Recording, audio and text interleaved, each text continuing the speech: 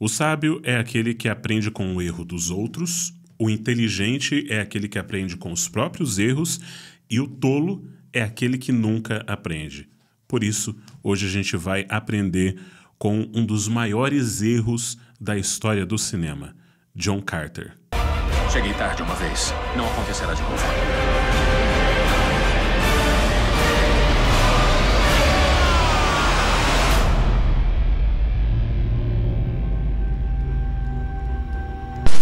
Este é o livro Uma Princesa de Marte, escrito por Edgar Rice Burroughs, o mesmo cara que criou Tarzan. E Uma Princesa de Marte é uma história tão importante que ela inspirou várias outras histórias que a gente conhece. Sempre que a gente fala de ficção científica e exploração espacial, pode ter certeza que tem influência de Princesa de Marte nisso. Por exemplo, Avatar foi gigantescamente, Cameron falou claramente, ele foi muito inspirado por esse livro. Outro também foi George Lucas, que, inspirado, colocou alguns elementos em Star Wars que vêm desse livro, mas você vai ver daqui a pouco como que tem muitas semelhanças entre Uma Princesa de Marte e Duna, tanto o livro quanto o filme. Essa é uma história que tinha tudo, absolutamente tudo para dar certo. Era o mesmo criador do Tarzan. É uma história de exploração espacial. Tem um grande guerreiro, tem uma grande princesa em um planeta desconhecido. O que poderia dar errado? Esse foi o maior desastre financeiro da Disney até lançarem as Marvels, que conseguiu ser ainda pior. Mas por quê? Foi uma combinação perfeita de vários erros. O pior de todos acaba sendo a história em si, a gente já vai tratar delas, mas vamos começar por um erro que foi bem bizarro, que foi a própria divulgação do filme. A Disney não divulgou que o filme era baseado em um livro, ou que o autor era o cara que fez o Tarzan, ou que o diretor do filme era o Andrew Stanton, o cara que escreveu e dirigiu Wall-E, Procurando Nemo e Toy Story. Ou seja, tinham vários elementos que atrairiam as pessoas para assistir esse filme. Quem não acha que esse cara é bom? Andrew Stanton fez algumas das melhores animações de todos os tempos. Mas ainda assim eles continuaram cometendo erro após erro nessa divulgação. Eles fizeram um filme só para garotos, ignorando completamente o público adulto. Fizeram trailers genéricos, não valorizaram a princesa marciana, que aliás era o título do livro, e na capa ficou escondida. E além de não colocar o nome Uma Princesa de Marte, que é o nome do livro, no filme, tiraram a palavra Marte do filme. Ao invés de ficar John Carter de Marte, ficou só John Carter. Um nome genérico pra caramba. E naquele final de semana que ele foi lançado, ele ainda teve que concorrer com Jogos Vorazes, que, também baseado em um livro, soube explorar muito melhor essa questão. Ou seja, tudo, absolutamente tudo foi feito de errado na divulgação, no preparo desse filme. Mas o maior erro continua sendo a história. E veja, eu me diverti pra caramba assistindo John Carter na primeira vez.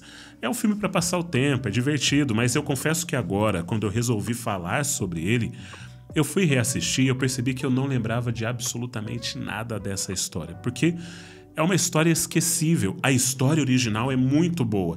E existem elementos nessa versão que são muito bons, mas a forma como isso foi construído, a forma como essa história foi contada, não aproveitou os principais elementos dela. Vamos entender um pouquinho como que foram cometidos vários erros na construção dessa história? Essa é a história de John Carter, um ex-militar da Guerra Civil Americana, que está atrás de uma caverna misteriosa, cheia de ouro, e de repente é transportado para Marte, onde o planeta está numa guerra civil, e agora ele precisa achar um jeito de voltar para a Terra e ainda ajudar uma princesa marciana por quem ele se apaixona. O primeiro erro do filme é logo o começo, ou melhor dizendo, os começos. A primeira cena acontece em Marte, onde a gente tem o Sabitan recebendo o 9º raio dos Terns. Quem é Sabitan? O que é um 9º raio? Que diabo é um Tern? Mas o filme tá dizendo, não se preocupa com essas perguntas não, porque chegou a hora não de responder as perguntas, mas de dar mais um prólogo para esse filme. E no segundo prólogo a gente tem John Carter tentando despistar um cara enquanto envia uma carta. John Carter. Quem é John Carter? Por que esse cara tá perseguindo John Carter? Por que essa carta é importante? Não importa, porque chegou a hora de um terceiro prólogo. O sobrinho de John Carter chega de trem e descobre que... Sr. Burroughs, Noah Dalton, advogado do seu tio. Minhas sinceras condolências. A morte dele foi um choque para todos nós. Pois é, aparentemente John Carter morreu, Como isso aconteceu não importa, porque agora chegou a hora de você finalmente entender a história, porque o sobrinho vai ler o diário e agora a gente vai ter o quarto começo dessa história. 10 minutos, 4 começos diferentes, 4 personagens sem absolutamente nenhum desenvolvimento. Não é que isso seja horrível, péssimo, isso daí só não é ideal, porque quando você começa a assistir uma história, você entra em um estado de concentração em que você se transporta para aquela realidade. Mas isso não acontece num piscar de olhos, num estalar de dedos. Leva algum tempo até que aconteça a imersão na história. Quando a história faz esse tipo de jogo de começa, corta, recomeça, corta, recomeça, corta, recomeça, você toda hora tem que reiniciar o seu processo de entender a dinâmica, entender o ambiente, o que está acontecendo, deixa eu me contextualizar, mas quando isso acontece de novo, você novamente é tirado daquele cenário. Isso atrapalha o desenvolvimento da história. E você tem 10 minutos de história onde nada aconteceu, quer dizer, muita coisa aconteceu, mas você não conseguiu entender nada do que está acontecendo. Os personagens não foram desenvolvidos. Você precisa de mais tempo para fazer isso. E esse filme ele continua fazendo a mesma coisa depois quando John Carter está no passado sendo convocado para participar novamente da Guerra Civil. Sempre tem alguma coisa que atrapalha o avanço da história. John Carter chega num bar e isso acontece. Você sugere? Um pouco de conversa, e então isso acontece. Bem-vindo à 7ª Cavalaria dos Estados Unidos. Mais uma vez. Em Five Forks, a companhia sob o seu comando quase vira o jogo. E mesmo depois que ele é transportado para Marte, isso acontece de novo.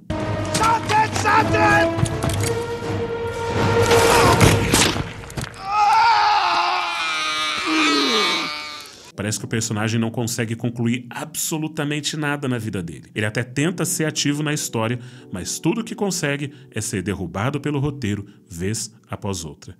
John Carter é um personagem passivo, sendo arrastado ou empurrado pelo enredo, sem capacidade de escolha na maior parte do filme. E tudo que você não quer numa história é um personagem que esteja apenas reagindo àquilo que acontece ao seu redor. Você quer um personagem ativo que tome decisões, mesmo que sejam decisões erradas, mas que essas decisões gerem consequências e você veja uma cadeia de eventos acontecendo por causa do personagem, porque senão fica bem tedioso. Quer ver uma comparação? O filme Duna, o primeiro filme Duna, ele foi considerado bem arrastado, bem lento, e muitas pessoas reclamaram disso. O grande problema do primeiro filme Duna é que o Paul Atreides ainda é um personagem muito passivo.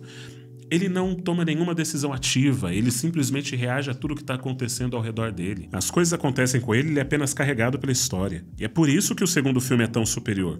Porque daí a gente vê o Paul finalmente tomando literalmente as rédeas em suas mãos e dominando a história que passa a ser conduzida pelas ações dele. Ele se torna o senhor da história. Mas ainda assim eu gostei muito do primeiro filme Duna, porque ele fundamenta muito bem a história. Ele dá profundidade psicológica para os personagens, ele dá motivações claras para as ações que vão acontecer no segundo filme, e eu gosto disso, eu gosto dessa tranquilidade para contar a história, dessa leveza e dessa capacidade de você se aprofundar em um personagem durante 2h30 num filme. Mas isso não é o que acontece em John Carter. Esse personagem, ele permanece muito superficial em quase todo o filme. Toda essa história é sobre a guerra civil no planeta Marte e é uma metáfora para a guerra civil na qual Carter lutou. Ele lutou na Guerra Civil Americana e ele também lutou contra os indígenas. E ele já não tinha interesse nenhum nessa guerra. Filho, saiba que nós estamos até as tampas de Apaches. Não é da minha conta. E ele também não tem interesse nenhum na Guerra Civil Marciana. Eu não luto por ninguém. Eu já falei em outro vídeo sobre os 4 motivadores do ser humano. E que isso funciona perfeitamente quando você quer criar personagens que sejam profundos e complexos. O maior motivador para qualquer ser humano e o maior motivador para personagens é ideologia. Ideologia é aquilo que o personagem acredita. Pessoas durante a história morreram pelas suas ideologias. Pode ser uma ideologia social ou pode ser uma ideologia espiritual, sua própria religiosidade. E no vídeo onde eu falo sobre o porquê de existirem tantos vilões religiosos, eu explico um pouquinho sobre essa questão da ideologia, do que ela significa. Eu estou aqui falando da ideologia num sentido mais amplo. Esse é o maior motivador do ser humano. Isso de acordo com Andrew Bustamante, que é um ex-agente da CIA, e ele diz que essas eram as formas que os agentes da CIA usavam para convencer um inimigo a se aliar a eles para poder atuarem como agentes contra o seu próprio país.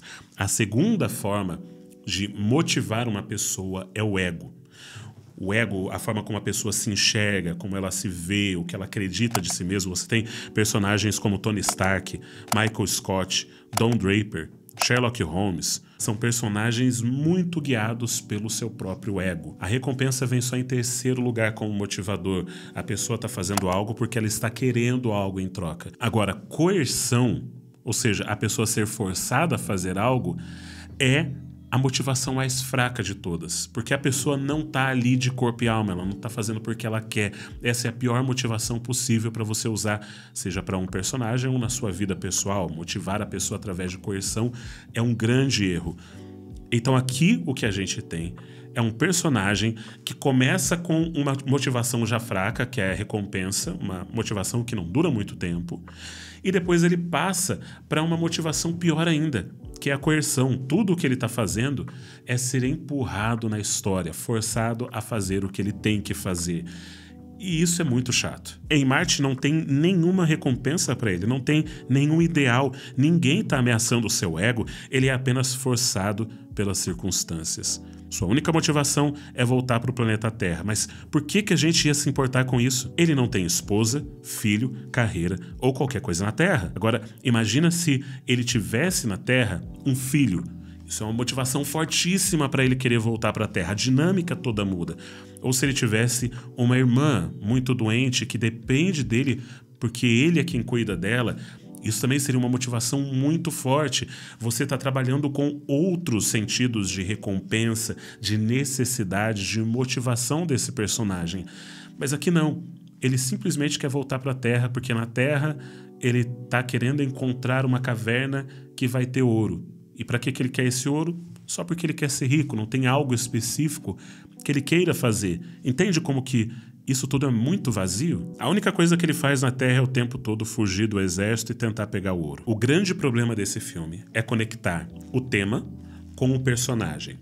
O tema é muito bom desse filme. É sobre uma guerra civil que está acontecendo em Marte, dois povos inimigos que estão lutando para dominar território e em breve quem vai sofrer serão os nativos, os povos nativos daquele planeta. E isso espelha muito bem o que aconteceu nos Estados Unidos na Guerra Civil Americana e na luta contra os nativos americanos, e essa ideia toda seria muito bem utilizada se algo tivesse sido melhor aproveitado. O fato de que John Carter teve a sua família assassinada por povos indígenas americanos. Quando ele chega em Marte, ele é capturado pelos povos nativos de Marte. E ele tem uma rejeição muito grande com eles, só que aos poucos ele vai desenvolvendo uma empatia maior por eles. Então, John Carter, ele poderia ser esse cara que ele teve uma grande perda por conta de um ataque de povos nativos americanos. E agora ele transfere essa raiva para um povo nativo marciano, que não tem nada a ver com a história, só que aos poucos ele vai aprendendo a apreciar e valorizar e amar aquele povo e a protegê-lo também, a ponto de se tornar um deles. Parecido com o que o Paul Atreides faz com os Fremen da história de Duna. Mas isso nunca é feito, não de forma intencional, não de forma inteligente. Um dos maiores erros de escritores de fantasia é criarem um mundo tão incrível, cheio de sistemas de magia, histórias complexas, gerações de diversas raças, dão nome para tudo que é planta, mas esquecem de desenvolver bem o principal elemento da história, que é o personagem. A gente quer ver a continuação de uma história por conta da conexão emocional que a gente teve com esse personagem. Ninguém quer ver a continuação de uma história por causa das plantinhas ou do sistema de magia que foi criado, não. são os personagens que fazem com que a gente se importe. E Andrew Stanton é um cara que sabe fazer personagens maravilhosos. Ele conseguiu fazer a gente se encantar por um robozinho e acreditar numa história de amor entre dois robôs. Ele conseguiu fazer a gente se importar com bonecos que ganham vida. Ele fez a gente se emocionar com um pai em busca de um filho peixe. Ele sabe criar bons personagens. E John Carter se torna um personagem muito melhor depois de 1h15 minutos. Mas só depois de 1h15 minutos. Mas então o que deu errado? Se Andrew é um cara que sabe fazer história, sabe criar personagens, o que deu errado dessa vez? Primeiro, ele só tinha trabalhado com animações. Isso é uma mídia diferente. O storytelling da Pixar acontece quase todo na hora da edição. E para um filme, isso é muito mais difícil, porque se precisar regravar uma cena, fica caro demais. E esse foi um filme muito caro. O segundo motivo é que essa é uma adaptação. E o livro vai ser muito melhor do que o filme em quase todas as adaptações, porque é muito difícil transpor de uma mídia para outra. O cara pode acabar ficando louco para querer mostrar muita coisa em pouco tempo e a história vai ficando sem foco. E é por isso que Duna ficou muito melhor. O primeiro filme desenvolve os personagens com paciência, de forma lenta, paciente. O segundo filme é ação, é papaléguas. Se você quer entender a referência do Papaléguas, veja o meu vídeo sobre Duna. Vamos dar uma olhada em quais são as semelhanças entre Duna e A Princesa de Marte, para ver como que Duna foi muito inspirado por essa história. Primeiro, ambas as histórias se passam em planetas desérticos. Marte, ou Barsoom, em John Carter, é um planeta moribundo com vastas regiões desérticas. E Arrakis, em Duna, é um planeta desértico praticamente inóspito, conhecido por suas areias intermináveis e tempestades de areia. Ambos os filmes têm protagonistas que são forasteiros que acabam em mundos desconhecidos e se tornam figuras centrais em suas novas sociedades. Assim que chega em Marte, John Carter se une a uma tribo local, assim como Paul Atreides se une aos Freeman, nativos de Arrakis. Ambas as obras misturam elementos de ficção científica e fantasia com tecnologia avançada, com naves voadoras, em contraste com sociedades que parecem bem primitivas. Em John Carter existem os Terns, que controlam a política a partir dos bastidores, enquanto que em Duna temos as Bene Gesserit, que também controlam a política dos bastidores. Mas, ao mesmo tempo, os Terns se parecem muito com os Harkonnen.